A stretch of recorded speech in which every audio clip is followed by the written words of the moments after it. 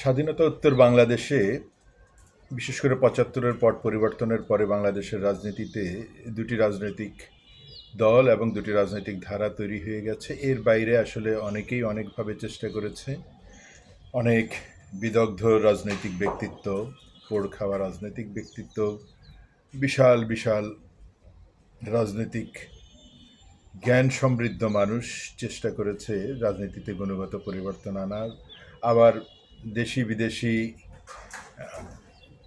অপশক্তিগুলোও চেষ্টা করেছে এই দুই শক্তির বিরুদ্ধে, অর্থাৎ আওয়ামী লীগ এবং বিএনপির বিরুদ্ধে নতুন একটি তৃতীয় শক্তি বা চতুর্থ শক্তি তৈরি করার, অথবা এই দুই দলকে দমন করে নতুন দলের সৃষ্টি করে তারা তাদের মতো করে এখানে একটি রাজনৈতিক আবহ তৈরি করার।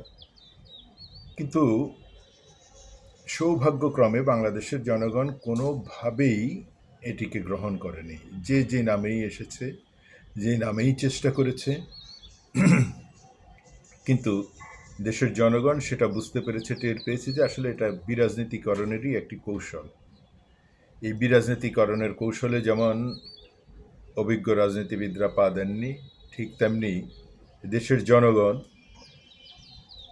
রাজনীতিবিদদের অনেক সমালোচনা করলেও, তাদের নিয়ে অনেক তিক্ত অভিজ্ঞতা থাকলেও কিন্তু শেষ পর্যন্ত রাজনীতিবিদদের প্রতি আস্থা রেখেছেন। বিশেষ করে এই দুই দলের প্রতি আস্থা রেখেছেন। আওয়ামী লীগ বিএনপি, বিএনপি আওয়ামী লীগ, যেভাবেই বলি। যদিও আওয়ামী লীগের অনেক পুরনো ঐতিহ্য রয়েছে, প্রায় ৮০ বছরের প্রবীণ একটি রাজনৈতিক দল, আর বিএনপি সেই তুলনায় একেবারে নবীন একটি রাজনৈতিক দল, ৪০ বছরের একটি রাজনৈতিক দল। সেই প্রেক্ষাপটে বিএনপির অনেক দুর্বলতা, অনেক অক্ষমতা থাকার পরও আওয়ামী লীগের বিশেষ বিশেষ কিছু জায়গাতেই অনেক বেশি একগুঁয়ে মনোভাব। তারপরে বিশেষ করে তারাই সব জানে, তারাই সব বুঝে, এরকম একটি শক্ত অবস্থানে থাকার কারণে অন্যদের কর্মের কোনো মূল্যায়ন করার না কারণে, স্বীকৃতি দেওয়ার না কারণে বিএনপি সেই জায়গাগুলোতে উতরে গেছে। বিএনপি সেই জায়গাগুলোকেই অ্যাড্রেস করেছে। যে যেখানে যেই সুকর্মটি করেছে, বিএনপি তাদেরকে অ্যাড্রেস করে তাদের সেই সুকর্মের একটি স্বীকৃতি দিয়ে কাছে টেনে নিয়েছে। এইভাবে বিএনপি আওয়ামী লীগের অর্ধেক বয়সের রাজনৈতিক দল হলেও কিন্তু ক্ষমতার রাজনীতিতে বিএনপি একটি ব্যাপক অবস্থান তৈরি করে নিয়েছে। জনগণের কাছে একটি বিশ্বস্ত রাজনৈতিক দল হিসেবে তার ব্যাপক গ্রহণযোগ্যতা রয়েছে। এতগুলো কথার মূল কারণ হয়েছে যে বিএনপি বা আওয়ামী লীগ থেকে যত বড় বড় নেতা যত হম্বিতম্বি করেছেন, না পাওয়ার কারণে, স্বার্থের ব্যাঘাত ঘটার কারণে, তার ক্ষমতা খর্ব হয়ে যাওয়ার কারণে হম্বিতম্বি করে এই দলগুলো থেকে বেরিয়ে এসেছেন, তারা শেষ পর্যন্ত রাজনীতির আস্তাকুড়ে নিক্ষিপ্ত হয়েছেন। তারা কখনোই আর বাংলাদেশের জাতীয় রাজনীতিতে কোনো অবস্থান তৈরি করতে পারেননি।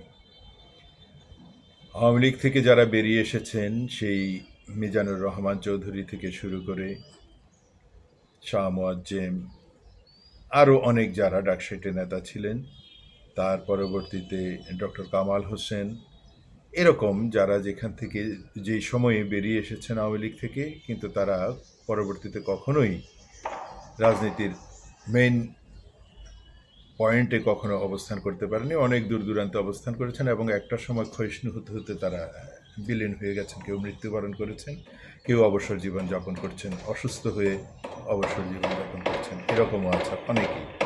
বিএনপি থেকেও এরকম। বিএনপিতে তো খালেদা জিয়ার পরবর্তীতে একিউএম বদরুদ্দোজা চৌধুরীকে প্রায় সবাই মূল্যায়ন করতেন। খালেদা জিয়া যেমন স্বল্পভাষী ছিলেন, সবার কথা শুনতেন, আবার বদরুদ্দোজা চৌধুরী ছিলেন যে উনি খুব সুমিষ্ট কথা বলতে পারতেন এবং খুব ছোট ছোট করে কথা বলতেন, অথচ খুব সহজ ভাষায় কথাগুলো বলতেন। এটা তাকে ব্যাপক একটি পরিচিতি এনে দিয়েছিল। শুধু বিএনপি না, বিএনপির রাজনীতির বাইরেও যারা একজন সাবলীল মানুষ হিসেবে গ্রহণ করতেন, তাকে বদরুদ্দোজা চৌধুরীকে তারা সেভাবে গ্রহণ করতেন। সেই বদরুদ্দোজা চৌধুরী কী কারণে বিএনপি ২০০১ সালে ক্ষমতা আসার পরে ওনাকে প্রেসিডেন্ট পদে বসানো হয়েছিল, তারপরে এই রহস্যটি এখনও আমরা উদ্ঘাটন করতে পারেনি। হয়তো এই সত্যটি আরও অনেক পরে কোনোদিন বের হবে, কী কারণে বদরুদ্দোজা চৌধুরীকে পরবর্তীতে প্রেসিডেন্টের পদ থেকে অপসারণ করা হলো, দল থেকে উনি বহিষ্কৃত হলেন এবং একটি মানবেতর জীবনযাপনের মধ্য দিয়ে ওনার রাজনৈতিক জীবনের এবং ব্যক্তি জীবনের অবসান ঘটেছে। এবং শেষ পর্যন্ত উনি এক ধরনের কলঙ্ক অপবাদ নিয়েই ঘুরে বেরিয়েছেন দালাল হিসেবে। এমনকি আওয়ামী লীগের সাথেও তার এক ধরনের মিত্রতা তৈরি হয়েছিল তার ছেলেকে প্রতিষ্ঠিত করতে যেয়ে। এই যে লোভের কারণে বা অন্য যে কোনো স্বার্থ সংশ্লিষ্ট দ্বন্দ্বের কারণে যারা এভাবে দল থেকে বেরিয়ে যান, এগুলো তো বললাম বড় বড় নেতাদের কথা, হাই প্রোফাইল যারা, এরপরে তৈমুর আলমের মতো তো মধ্যম শ্রেণীর নেতা আছেন যাদের অবদান অনেক দলের প্রতি, কিন্তু দল যে কোনো কারণে হোক তাকে সঠিক মূল্যায়ন করতে পারছিল না। সময় সুযোগ হলে হয়তো বা করতো, কিন্তু ওই যে ধৈর্যটুকু আর থাকলো না। দল থেকে বেরিয়ে গিয়ে তারা রাজনীতির আস্তাকুড়ে ডাস্টবিনে নিক্ষিপ্ত হয়েছেন। সেই আস্তাকুড় থেকে আর কখনো ফিরে আসতে পারছেন না রাজপথের সেই লড়াকু সৈনিকরা। ইসাক সরকারকে খুব কাছ থেকে দেখেছি, কারণ ইসাক সরকার আমার বড় ভাইয়ের সাথেই, বড় ভাইয়ের হাত ধরেই ছাত্র রাজনীতি শুরু করেছে। তার পরবর্তীতে তার এই উত্তরোত্তর সফলতা বেশ মুগ্ধই হয়েছি, যেহেতু কাছ থেকে তাকে দেখেছি, দু চারবার কথাবার্তা হয়েছে, বেশ সম্মান করেই কথা বলতো। আপনি ছাড়া কখনো কথা বলেনি, হাসি মুখ দিয়ে আগে সালাম দিয়েই কথা বলেছে। সেই ইসাক সরকার যখন রাজনীতির অনেক পথ অতিক্রম করে গত 15.5 বছর জেল জুলুম খেটে এমনকি তার মৃত্যুর পর্যায়ে চলে গিয়েছিল, জীবনটাই তার একেবারে শেষ পর্যায়ে চলে গিয়েছিল। যে কোনোভাবেই হোক তার বেঁচে থাকাটা আল্লাহর অশেষ রহমত। 365টি মামলা নিয়ে যে মানুষটি ঘুরে বেরিয়েছে, সেই মানুষটি শুধুমাত্র দলের কাছে সে মনোনয়ন চেয়েছে সংসদ সদস্য হিসাবে ঢাকা 7 আসনে। সেই মনোনয়নটি পায়নি বলে সে দলের বিরুদ্ধে অবস্থানে চলে গেল, সে বিদ্রোহী প্রার্থী হিসেবে দাঁড়ালো এবং দল স্বাভাবিকভাবে শৃঙ্খলা ধরে রাখার জন্য তাকে বহিষ্কার করলো। এবং তার পরবর্তীতে যেই ভয়ানক মূর্খতার পরিচয় দিয়েছে ইসাক সরকার, জানি না এই ভিডিও ইসাক সরকারের সামনে কোনোভাবে যাবে কি না, বলবো তার রাজনৈতিক মূর্খতাই যে সারা জীবন পরিশ্রম করেছে, চরমভাবে সে ব্যর্থ হয়েছে জ্ঞান অর্জন করতে। রাজনৈতিক জ্ঞান তার ভেতরে বিন্দুমাত্র নেই। তার দল ক্ষমতায়, সে কেন বিদ্রোহী প্রার্থী হতে যাবে?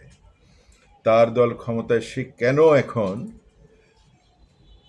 শুধু শুধু দল বদল করে এমন একটি দলে যাবে যেই দল তাকে বাংলাদেশের সর্বনিকৃষ্ট সন্ত্রাসী হিসেবে চিহ্নিত করেছে মাত্র গত অক্টোবর মাসে।